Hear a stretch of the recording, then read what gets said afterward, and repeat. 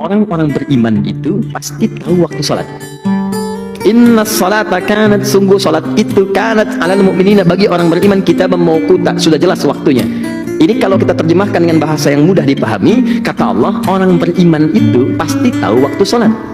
Jadi kalau anda mengaku beriman tapi tidak paham waktu sholat, berarti ini menunjukkan tingkatan yang lemah dalam imannya. Maka dibagilah oleh para ulama itu dengan panggilan azan. Bagaimana cara membaginya? Dibagi kepada 3 level. Ada yang standar, standar keimanan. Standar itu saat dipanggil dia baru datang. Dia dipanggil misal subuh sekarang 4.38 misal.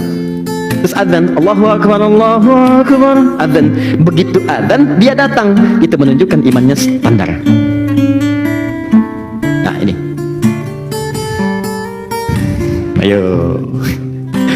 Allahu Akbar, Allahu Akbar, cepat, siap-siap, sudah adzan. Standar. Oke? Baik. Ada orang yang sebelum dipanggil adzan dia sudah siap-siap. Coba bayangkan, dipanggil 4.38, dia 4 sudah bangun. Orang sudah siap-siap. Ini menunjukkan level imannya kuat dia.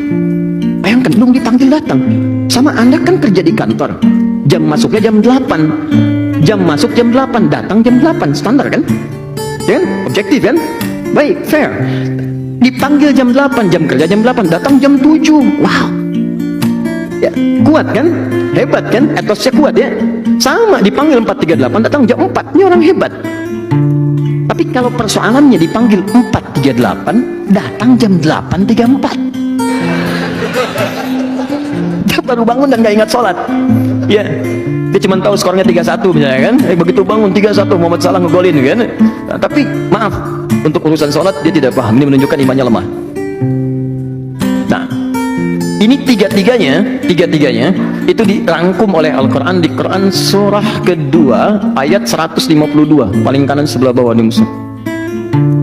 Kata Allah, fadhkuruni adzkurukum. Ingat saya, maka aku pun akan mengingatmu.